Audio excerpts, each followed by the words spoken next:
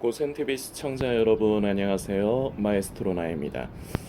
우리 믿는 성도들이 이제 신앙생활을 하면서 같은 이제 믿음의 형제와 자매들 성도들끼리 간에 이제 인사를 나누는 이제 말이 있습니다. 보통 이제 많이 쓰는 게 뭐 평안하세요. 그리고 또 이제 할렐루야. 이 뜻은 이제 우리 성도님들 뭐 다 아시죠? 할렐루야라 하면 하나님은 찬양합시다. 이런 뜻입니다. 우리가 이제 세상에서는 보통 인사를 안녕하세요라고 이제 하죠. 그래서 이제 안부를 묻는 이제 그런 부분으로. 근데 이제 우리가 신앙 안에서는 물론 안녕하세요라는 인사가 나쁘다고는 할 수 없습니다. 뭐 그렇게 인사를 하는 것도 좋고요. 뭐 보편적인 것입니다. 그런데 더 좋은 인사는 이제 우리가 믿음의 이제 성도들을 이제 만날 때마다 할렐루야, 성도님 우리가 하나님을 찬양합시다. 우리가 교회 안에서도 찬양하고 우리가 삶 가운데서도 우리의 삶을 통해서 하나님을 찬양합시다. 그래서 우리가 할렐루야라고 이제 인사하는 것 참 좋고요. 그리고 평안을 비는 한 주간 주 안에서 평안하시기를 소망합니다.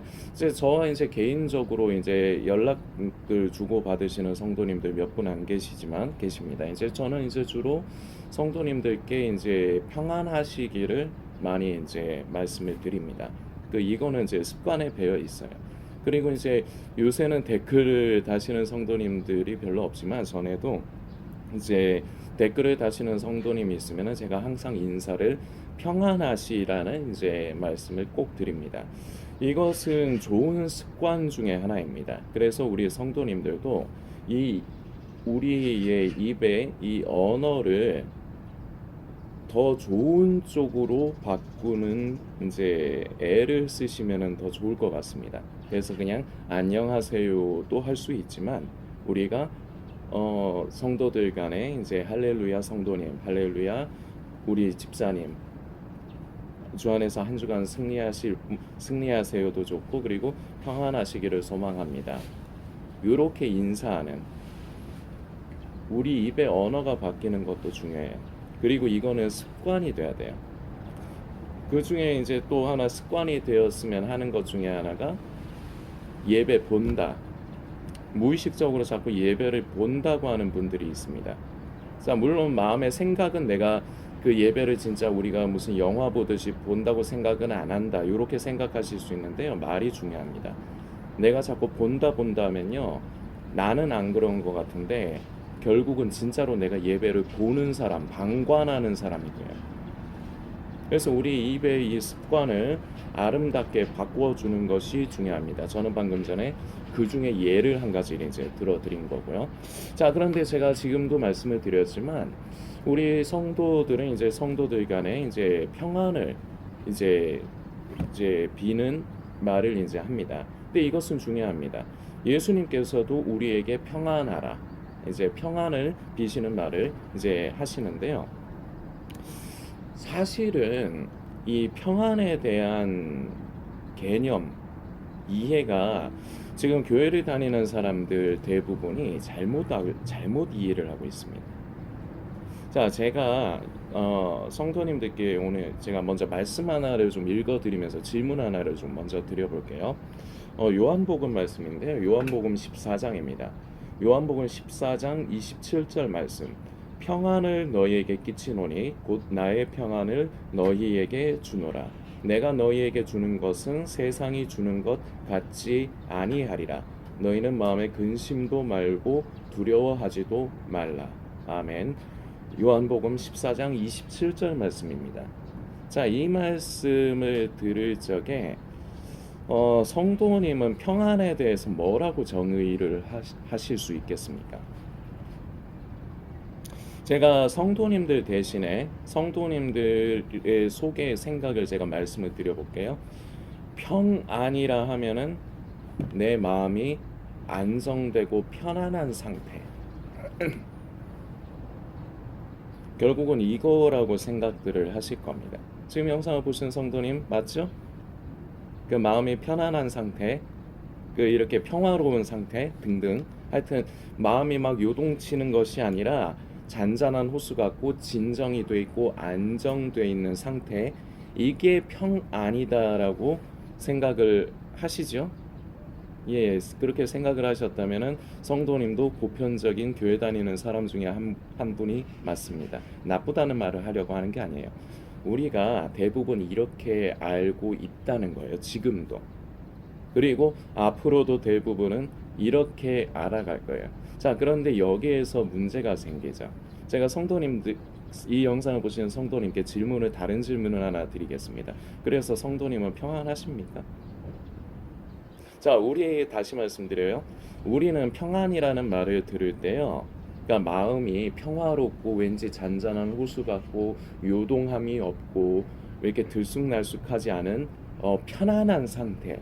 이거를 결과적으로 평안이라고 정의를 하고 우리는 이것을 받아들이고 있습니다. 이렇게 관념이 이미 우리 안에 있어요. 자, 그래서 이것을 기준으로 했을 때, 그래서 지금 이 영상을 보시는 성도님은 평안하시냐 이 말입니다. 자, 여기에서 대답은 결국 둘 중에 하나겠죠.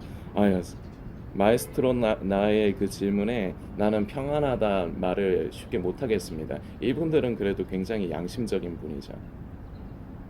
이게 정상이거든요. 자, 그런데 어떤 분들은 막 평안하다. 나는 지금 평안합니다. 이렇게 얘기하실 수도 있어요. 자, 그런데 이것에 두 가지 측면이 있습니다. 하나는 내가 지금 평안하다라고 말씀을 하실 수 있는 분들은 지금 내 마음이 걱정이 없는 상태. 그러니까 별로 지금 큰 문제가 없는 상태라서 그래서 나는 편안하다고 생각을 하기 때문에 나는 평안하다. 요렇게 말씀을 하시거나 요렇게 생각을 하시거나 아니면 요 부분이 있는데 평안하지 않는데 스스로 평안하다고 세뇌를 시킨 거예요. 제가 여러분들께 이제 한 번씩 이해를 돕기 위해서 영화를 제가 성도님들께 말씀을 드리는 때가 있습니다. 전에도 이제 몇 번 제가 이제 말씀드렸던 영화인데요. 우리나라 한국 영화 중에 밀양이라는 영화가 있어요. 배우 전도연님하고 송강호님이 주연으로 이제 나오신 영화인데 예전 영화라서 지금 이제 그 영화 이제 보려고 해도요 많이 안 비싸요. 한 1,000원 미만이면 아마 보실 거예요. 우리 성도님들 이제 오늘 이제 고센 TV 메시지 기억하셨다가 이 영화 밀양을 좀 보셨으면 좋겠습니다. 제가 간단하게 그 사건 하나를 영화 속에 나오는 사건을 좀 말씀드리려고 하는데요. 거기에 보면은 이제 그 전도연님이 미망인으로 나와요. 그러니까 이제 남편을 여의고 하나 이제 자식이 어린 아들이 있어요. 어린 아들을 데리고 남편의 고향인 밀양으로 가요. 이게 이제 그 제목이 영화 제목이 밀양인 이유 중에 하나예요. 그 밀양을 가는데 여기서 이제 전도연님이 피아노 교습소를 차려가지고 이제 생계를 꾸려 나가요. 자, 그러다가 비극적인 사건이 일어납니다.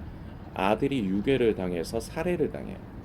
자, 그런데 그 전에는요, 바로 전도연님의 집 앞에 피아노 이제 학원 앞에 그 약국이 하나 있는데 그 약국이 믿는 집 사람들이 하는 약국이에요.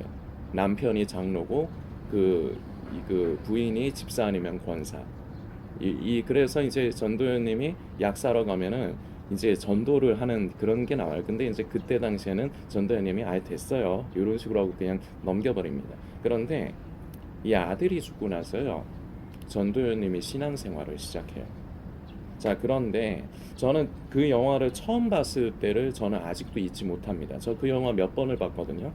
왜냐면은 여러분들과 함께 메시지를 나눌 적에 제가 활용을 할 수 있는 좋은 예가 되는 영화라서 그래서 성도님들께도 영화 밀양을 좀 이제 가격도 안 비싸니까 한 번씩 좀 보시라고 제 권유를 드리는 겁니다. 자, 제가 왜 처음에 그 영화를 봤을 때가 잊혀지지 않냐면 바로 이 사건 아들이 유괴를 당하고 살해를 당했는데 그 뒤로 신앙생활을 하거든요. 근데 굉장히 부자연스러운 모습을 보여요. 너무나도 찬양을 열정적으로 부르고 뭐 구역 예배라든지 신방이라든지 교회 안에서 이렇게 함께 모여서 이제 하는 활동에서 너무 지나칠 정도로 밝으면서 적극적인 모습을 보입니다. 자, 그런데 제가 방금 말씀드렸죠? 자식이 유괴를 당해서 살해당했거든요. 그리고 나서 너무 괴로워가지고 막 울부짖는데 이게 너무 심하니까 자기가 거부하던 교회를 나가요. 교회를 나가면서 그게 이제 장면에 다 나옵니다. 그러다가 신앙생활을 시작을 하는데 너무 열성적으로 한다는 거죠. 자, 그런데 여기에 페이크가 있어요. 그게 제가 조금 전에 이런 표현을 썼죠. 부자연스럽다. 정상이 아닌 모습이에요.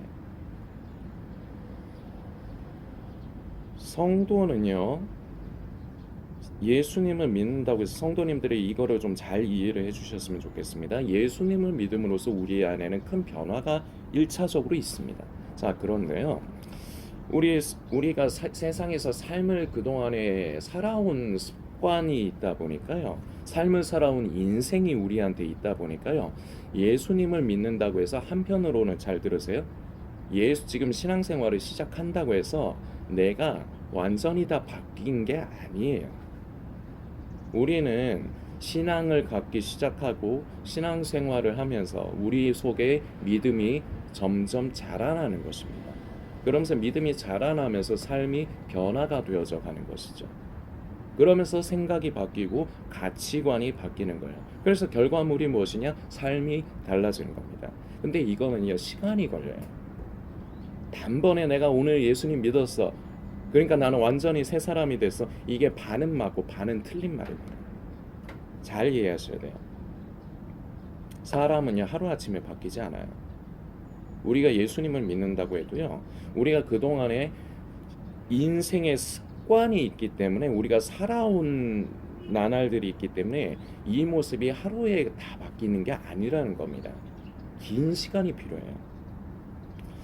자, 그런데 이 전도연님은 좀 지나치게 유별나게 되게 열심인, 이게 잘못 보면요, 믿음이 좋은 사람이라고 보여질 수 있거든요. 이게 그 영적인 이 센스가 없고 이 보는 눈이 없는 사람들이 보면, 아, 지금 하나님이 치료해 주셔가지고 그 마음의 상처가 가라앉았고, 그리고 참 예수님을 신실하게 믿고 성령 충만하구나, 요렇게 생각을 할 수 있다는 겁니다.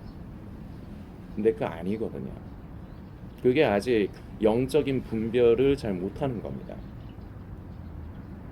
그렇게 하면은 이상한 거예요. 자식이 죽었습니다. 비참하게 유괴돼서 살해당했어요. 그러면은 이게 힘든 게 사실이에요. 사람이 힘들 때요, 모두 웃어요. 그리고 마음이 불편해요. 근데 이것은 세월이 해결을 해줍니다. 물론 많은 세월이 흘러도 그게 속에서 완전히 사라지진 않아요. 그런데 결코 단기간에 해결이 될 수 없는 것입니다. 자, 그러다가 이 영화에서 신앙생활을 한 지 얼마 안 됐는데, 다른 말로 자식이 죽은 지 얼마 안 됐는데 전도연 씨가 아주 뜬금없는 소리를 합니다. 영화 속에 보면요, 뭐라고 하느냐, 교도소를 찾아가겠다는 거예요. 자기 자식을 죽인 살인범한테. 그래서 가서 왜 찾아가려고 하느냐, 하나님의 이름으로 용서를 하겠다. 자, 이거를 영적인 센스가 없는 사람들이 보면, 야, 성령님이 역사해 주셨구나, 그렇게 생각을 한다고요. 그런데 아니라고요. 이게 보는 눈이 중요한 겁니다. 이게 영적인 감각이, 센스가 중요한 거예요. 그렇게 해서는 안 되는 거예요. 그런데 그 영화는 어쨌거나 영화니까요, 그런 일이 일어나는데, 제가 이 영화를 예를 드는 이유가 있습니다. 이게 성도님들이 삶을 살아가시면서 현실적으로 겪을 수 있는 영적인 문제이기 때문에 저는 이 영화를 예를 드는 것입니다. 그래서 찾아가요. 꽃 하나를 사가지고 찾아가는데, 가기 전에 송강호님이 말립니다. 아, 괜찮겠어요? 아, 너무 지금은 좀 아닌 것 같다, 이런 식으로 얘기하는데 전도연님이 괜찮다 하면서 굳이 가요. 자, 갔는데요, 그 살인범이 나옵니다. 면회 이제 응하려고 나와요. 근데 얼굴이 되게 밝아요. 그래서 전도연님이 일단 거기서 놀랍니다. 얼굴 좋으시네요, 이렇게 하면서 이제 말을 꺼내요. 나는 하나님의 이름으로 당신을 용서하기 위해 왔습니다, 이런 식으로 말을 해요. 제가 정확하게 대사 그대로를 외우진 못했습니다만 이렇게 얘기를 합니다. 그런데 그 그 죄인이 그 살인자가 그 말을 듣자마자 웃어요. 나쁜 쪽으로 비웃는 게 아니라 진짜 마음이 편해서 진짜 그런 좋은 의미로의 그 미소를 지어요. 그러면서 하는 말이 뭐냐? 준이 어머니, 그 죽은 아이 이름이 준이거든요. 준이 어머니도 예수님을 믿으시는군요. 저도 예수님을 믿습니다. 여기 교도소에 와서 저는 예수님을 믿게 됐습니다. 저는 이미 죄 사함 받고 구원 받았습니다. 우리 준이 어머님이 예수님을 믿어서 참 감사합니다. 이런 얘기를 해요. 자, 그 얘기를 듣자마자 이 전도연님의 얼굴색이 싹 바뀌어요. 그리고 돌아 나와서 들고 그 죄인 그 살인자에게 주려고 했던 꽃을 집어 던지면서 이런 말을 합니다. 내가 용서를 안 했는데 하나님이 용서를 했다고? 여기서 본 모습이 나오는 거야. 이게 본 모습이에요. 교회에서 신앙생활 시작하면서 막 유난히도 밝고 막 적극적으로 찬양하고 막 신앙생활 열심히 하려고 하는 거예요. 그거 자기가 자기 자신에게 쇠뇌를 한 겁니다. 정상적이지 않은 거예요. 이런 이 전도연님의 이 영화 밀양에서의 상태가 지금 시대를 살아가는 교회를 다니는 사람들 중에 이런 상태인 사람이 많아요.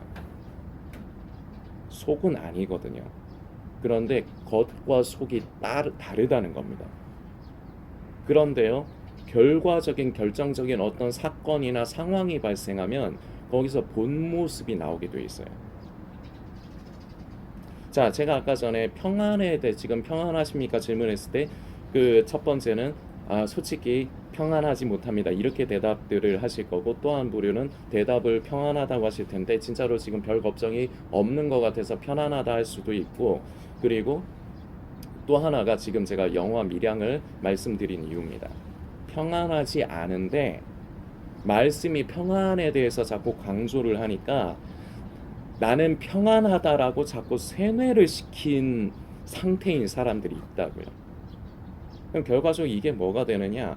강박관념이 돼요. 그래서 이게 어떻게 작용이 되느냐? 나는 평안해야 돼. 난 예수 믿는 사람이니까 평안해야 돼. 이런 강박관념을 갖는다고요. 자, 근데 이거는요, 아까 전에 그 영화 밀양에서 그 계기가 있었듯이, 전도연님이 본색이 드러나는 계기가 있듯이 삶을 살아가다 보면요, 계기가 있어요. 그게 깨지는 계기가 있어요. 그럼 그때 이제 자기의 본 모습이 이거였구나. 나도 몰랐는데 나의 속은 원래 이랬구나. 겉과 달랐구나. 이것을 깨닫고 이것을 가지고 하나님 앞에 기도로서 나아가면 이것은 큰 약이 됩니다. 은혜가 돼요. 그리고 자, 그런데 대부분 이렇게 되지 않아요. 본 모습이 드러나죠. 나도 몰랐던 나 스스로를 세뇌를 시켜가지고 나도 몰랐는데 내가 그 세뇌가 어느 순간 깨져가지고 내 모습을 바라보게 되죠. 그럼 하나님 앞에 그걸 가지고 기도하기보다 보통 어떤 느낌을 갖느냐, 하나님 앞에서 어떤 반응이 나타나느냐, 내가 배신당했다, 나의 믿음에 대해서 배신당했다.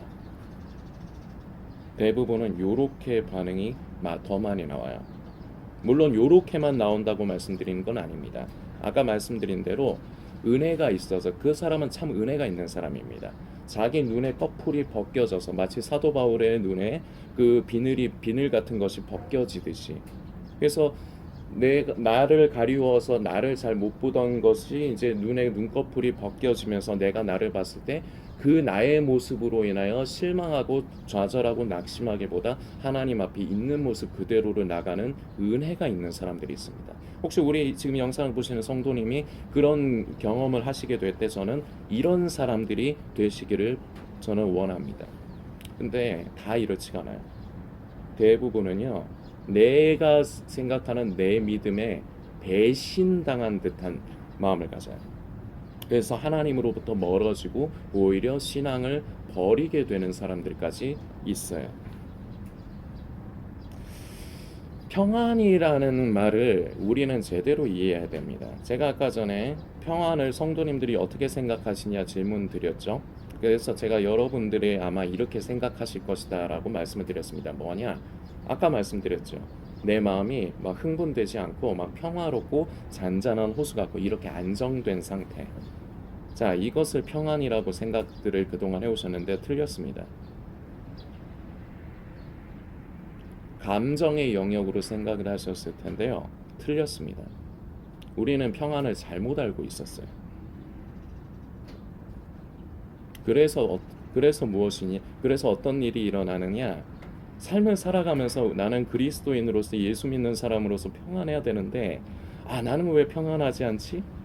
아, 나는 왜 평안하지 않지? 나의 믿음이 좋지가 않은 건가? 이런 생각들을 하거나 아니면은 억지로 평안하려고 해요. 내 마음이 억지로 편하다고 스스로를 세뇌를 시켜요. 자, 평안이라는 말의 원어를 우리는 생각을 해봐야 됩니다. 이제 히브리어로 하면 우리가 굉장히 잘 아는 말입니다. 샬롬. 샬롬. 헬라어로 하면 에이레네. 이게 이제 평안입니다. 자, 그런데요. 이 원어가 가지고 있는 뜻을 우리가 잘 살펴볼 필요가 있어요.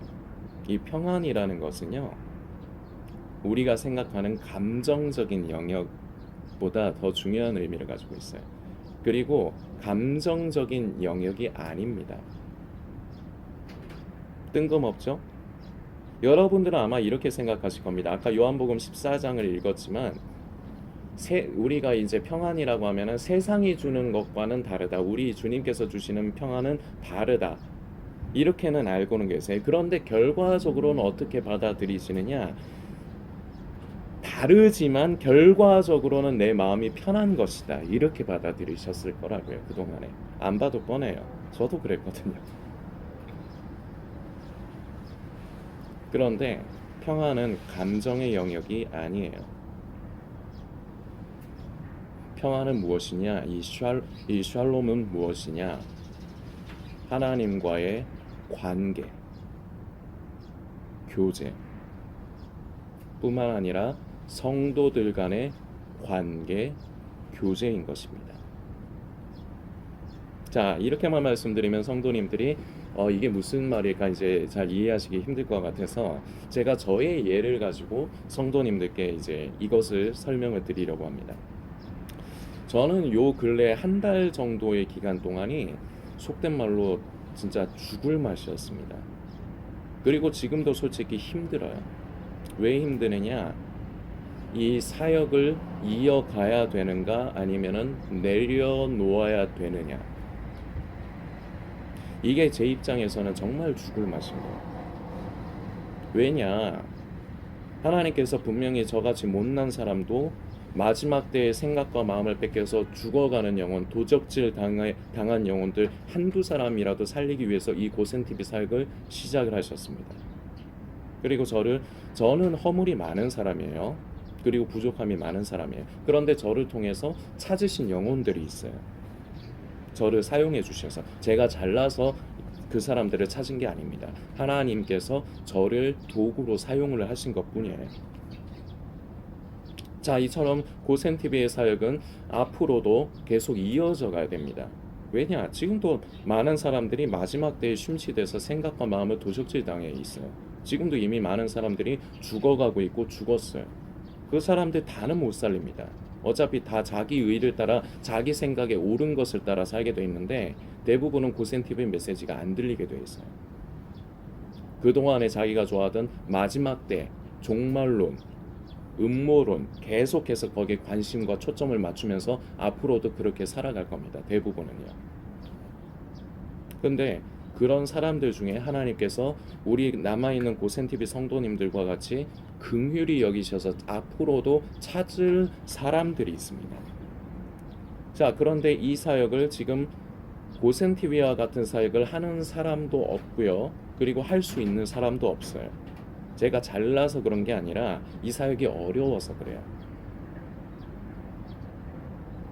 그리고 할 수 있는 능력도 있어야 돼요. 그러니까 몇 가지 조건이 갖춰져야 돼요. 그런데 대부분은 이런 조건들이 다 갖춰지지 않아요. 목사님들이 저보다는 훨씬 영적으로 성숙하시기도 하고 그리고 메시지도 더 풍부하고 깊으십니다. 저 인정합니다. 저는 목사님들에 비해서는 그렇게 그 메시지가 대단하다 생각하지 않아요. 그런데요, 메시지만 가지고 있다고 해서 목회자라고만 해서 제가 지금 하고 있는 고센TV 사역할 수 있는 게 아니에요.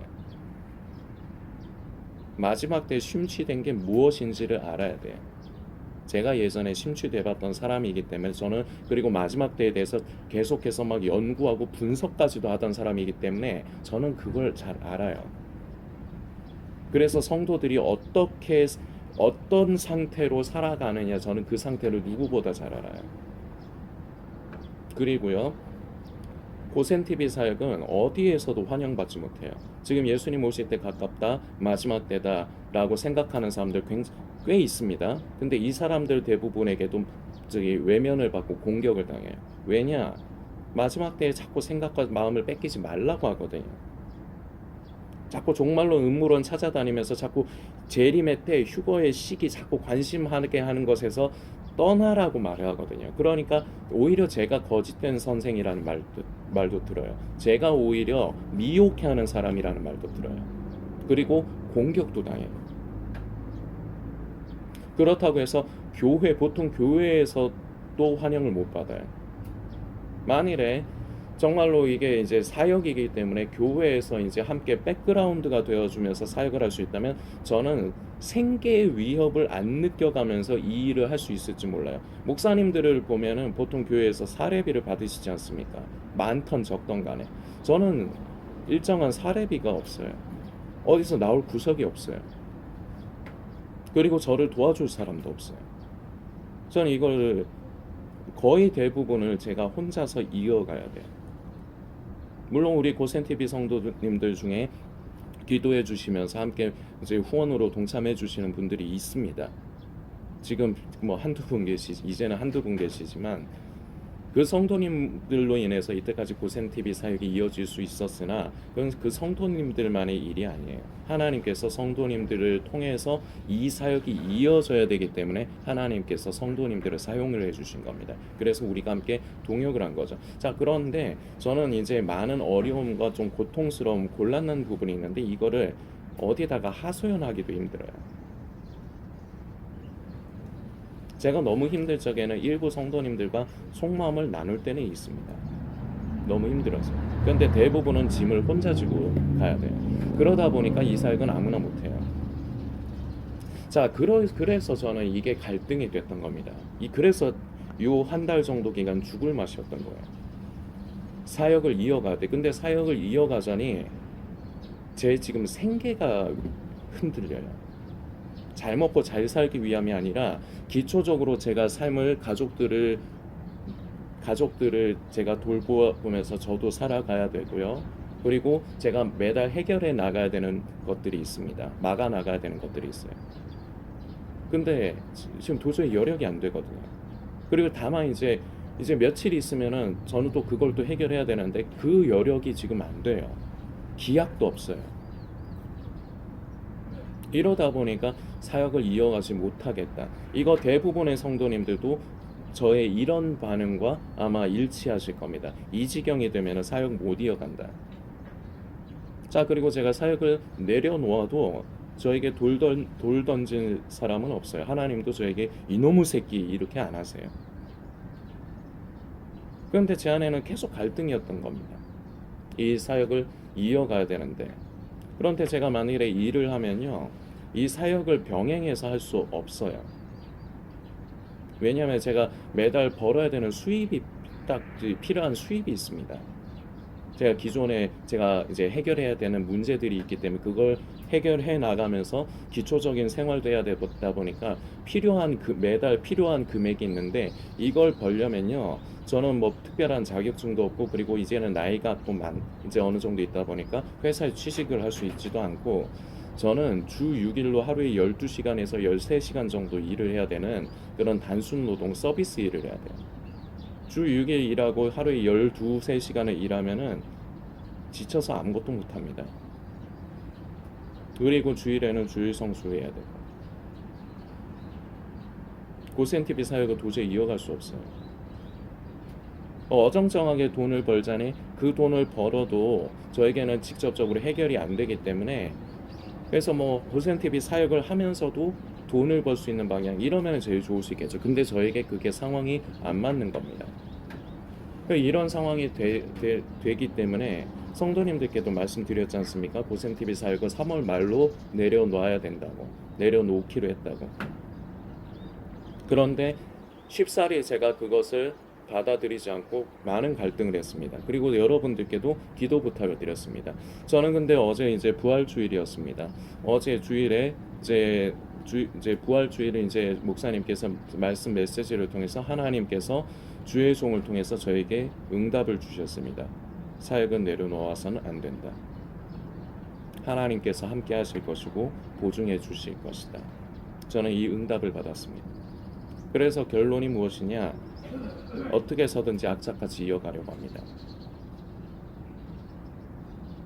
3월 31일이 되자마자 성도님들 아시지만 제가 사역을 완전히 내려놓지도 않았습니다. 어떻게 해서든지 이어가려고 발버둥을 쳤지만 그래도 제 안에는 결국은 상황 때문에 내려놔야 되겠다, 이 생각이 있으면서 결국 이런 문제들 때문에 제가 마음이 너무나도 심란하고 진짜 있는 그대로의 편으로 제가 정말 죽을 것 같았습니다. 너무 힘들었어요. 고센TV 3년 사역의 기간 동안 요 근래 한 달 정도가 저는 제일 힘들었습니다. 그런데 그동안에도 고센TV 사역을 쉽게 해온 건 아니에요. 공격을 당하면서 때로는 되게 모멸감도 느껴요. 어떤 사람들의 말에 의해서. 그러면서 경제 위기, 생활의 어려움과 위기를 늘 끌어안으면서 살아야 했어요. 그러나 하나님께서 은혜로 그때그때마다 피할 길을 주시고 이때까지 사역을 이어오면서 저는 제 가족들까지 돌보면서 살아올 수가 있었습니다. 물론 넉넉한 적은 없었어요. 딱 해결해 나갈 정도로만 하나님께서 매번 그렇게 역사를 해주셨습니다. 참 그런데도 불구하고 이게 저도 연약한 사람이다 보니까 베드로가 풍랑 위로 이제 걸어오시는 예수님을 볼 때는 그 예수님께 이제 걸어가다가 물 위를 걸어가다가 풍랑을 보고 예수님을 바라보지를 못하고 풍랑을 보니까, 즉 현실을 바라보니까 어렵거든요. 그래서 물에 빠지죠. 저도 똑같아요.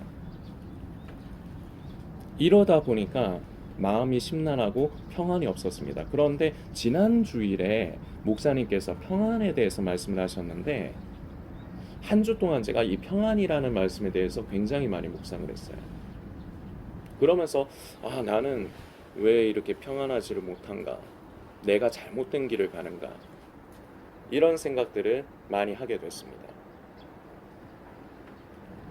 그런데 아무리 묵상을 해도요, 이게 우리가 보통 평안이라고 생각하면은 그 마음의 감정의 영역, 이 부분으로 생각하면 이게 말이 안 되는 거예요. 아무리 제가 묵상을 해도. 왜냐? 우리의 성경에 기록된 우리의 믿음의 선배들은요, 마음 편하게 삶을 살아가지 않았어요. 우리의 믿음의 선배들만 그랬을까요? 예수님도요. 저는 저번 주가 고난주간이었죠. 예수님이 고난주간에 얼마나 괴로워하셨는지 우리 성도님들 아시지 않습니까? 너무 그게 고통스러워서 기도하셨죠. 이 잔을 내게서 옮겨달라고. 그게 예수님이 마음이 평화로운 상태였겠습니까? 여러분들 그렇게 생각되십니까? 다른 인물의 예를 들어볼까요? 구약시대 인물 아브라함, 자기 사랑하는 독자 이삭을 하나님께서 번제로 드리라고 했는데 그게 결정을 했습니다. 그리고 사흘길 동안 모리아산을 향해 가는 그 길이 있었는데, 사흘이라는 기간이 있었는데 마음이 편했을까요? 평화로웠을까요? 아니요, 절대 그럴 수 없어요. 그리고요, 성도님들께 제가 한 가지 중요한 부분을 말씀드립니다. 진정으로 예수님을 믿고 진정으로 성령을 따라 사는 사람들은요, 마음속에 불안하고요, 두려운 마음이 늘 따라와요. 역설 같죠? 성도님들이 그동안 알고 계시던 개념하고는 다른 말하죠. 자, 끝까지 들어주세요. 제가 이렇게 말하는 이유가 있어요. 오히려요, 내가 편한 대로 나의 의를 따라 살면요, 내 마음이 편해요. 사람은요, 누구나가 마음의 평화를 추구합니다. 그래서 종교 생활을 하는 거예요. 다른 종교에서도요, 다 마음의 평화와 안식을 추구합니다. 자, 이게 인간이 가지고 있는 습성이에요. 마음의 안식, 평화를 얻으려고 하는 것. 이런 습성이 있다 보니까 우리 주님께서 주시는 평안도 결과적으로 이제 주는 대상이 다를 뿐이지, 세상에서의 일들로 내 마음의 안정을 갖고 평화를 누리려 하지만 예수님이 주시는 평안은 방법이 달라. 그렇지만 결론은 내 마음이 편하고 평화로운 거야. 이렇게 생각들을 하신다는 거예요. 이게 잘못된 개념이에요.